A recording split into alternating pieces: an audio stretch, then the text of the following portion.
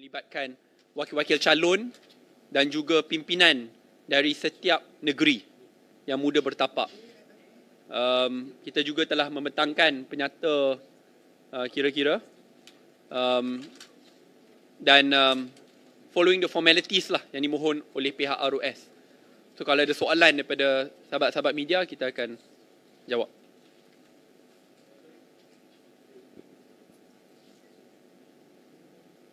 Tak ada soalan. Oh, tak. You want to represent Syed Agung kepada media? Syed Agung. Terima kasih Saudara Presiden. Jadi hari ini kita telah pun membincangkan dua tajuk besar. Yang pertama adalah masa depan parti, khususnya dalam mendepani pilihan raya negeri dalam tempoh 2 minggu lagi. Dan kita juga membincangkan tentang masa depan negara, tentang soal agenda reformasi yang kita pertahankan, juga tentang soal perkara-perkara dasar berkait dengan isu kesihatan, alam sekitar dan yang lain-lain. Ya. Dan masing-masing telah pun memberikan komitmen mereka yang masing-masing. Dan kita juga ada calon-calon muda yang bertanding dalam pilihan raya ini memberikan aspirasi mereka untuk tempat-tempat yang mereka tandingi. Sebagai contoh, di Kuala Kubur Baru, antara isu yang ingin diketengahkan adalah daripada sudut infrastrukturnya. Begitu juga dengan perkara-perkara lain, kita juga membangkitkan komitmen muda untuk memastikan akan berlakunya pilihan raya pihak berkuasa tempatan PBT dijalankan segera kerana banyak isu-isu infrastruktur ini adalah isu-isu yang berkait dengan ahli majlis dan ahli pihak berkuasa tempatan. Ya, dan jadi ini antara perkara-perkara yang kita bincangkan bersama dan kita tutup dengan semangat kesatuan seluruh anggota parti untuk menggerakkan seluruh kekuatan kita bagi membantu semua calon yang akan bertanding dalam pilihan raya negeri kali ini. Itu saja.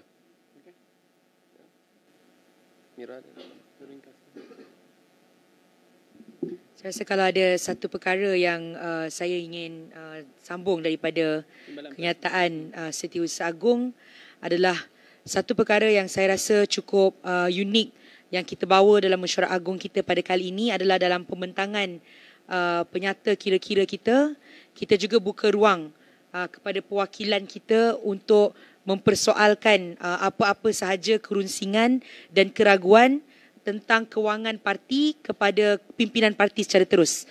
Kerana dalam Parti Muda kita percaya bahawa ketelusan kewangan dalam pengurusan parti itu sangat penting. Kita mahukan ketelusan kewangan dalam pentadbiran negara. Pada masa yang sama kita kena mulakan dengan pentadbiran parti kita sendiri.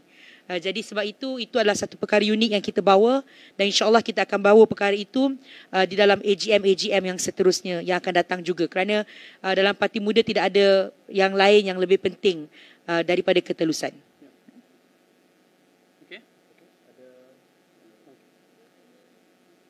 So does that mean all candidates will do asset declarations? It's mandated. They've already completed and we will announce it all together very soon. I think a few very unique things which I hope friends in the media can help highlight. Number one is, in order for them to even get borang daripada Presiden untuk jadi calon, mereka diwajibkan untuk mengisytiharkan aset.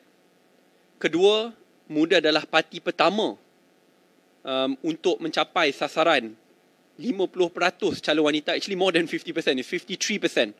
Out of 19 candidates, 10 are women. Not because of a quota, but because they deserve it, out of their own merit. Dan pada masa yang sama, saya rasa daripada cara kita meraih dana yang telah kita umumkan is very much based on crowdfunding, whether from small programs at every single divisional or state level. At the same time, a lot of dinners in which we host almost every day. And I think we are the first party to announce how much we've raised and what we've spent it on, and we will continue to do that.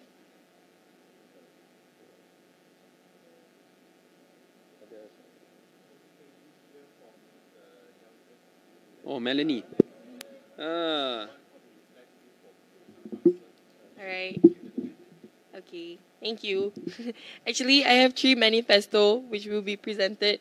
But the first manifesto that I really want to fight for is environmental protection, because in Bukit Antarabangsa there's a lot of landslides that happen and also flash floods. So I think environmental protection is the right way to go. I speak to a lot of penduduks there, and one thing that they worry about is when the rain comes, landslides would happen. So this is one thing that I really, really want to press on.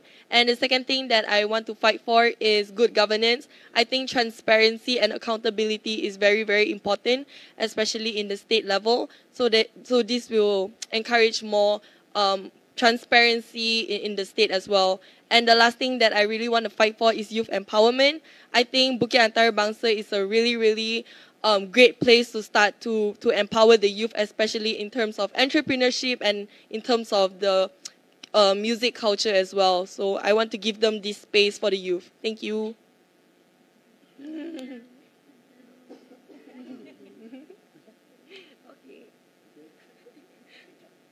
Sorry. Yeah.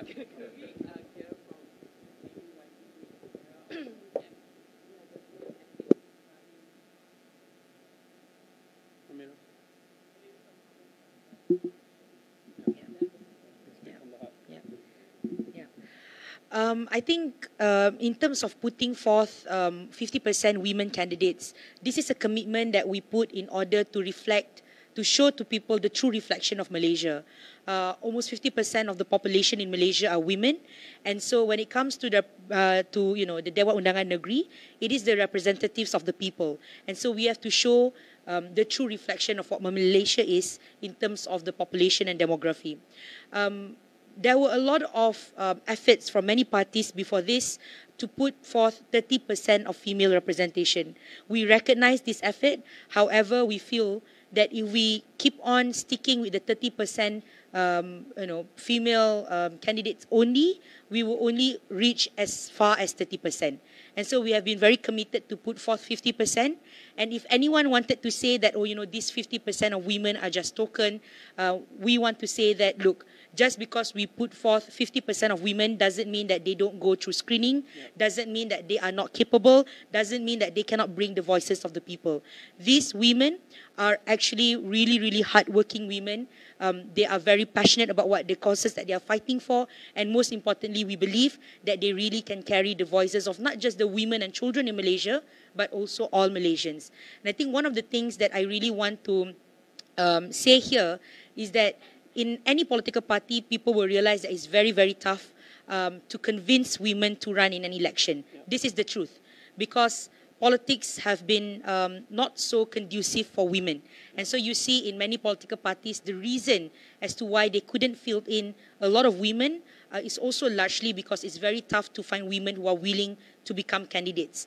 And so the effort that the party has put in to put forth these women as candidates are not just in terms of recruiting them and interviewing them as candidates, but also equipping them with the appropriate trainings in order for them to become good representatives, and also equipping them with whatever support that they need from the party.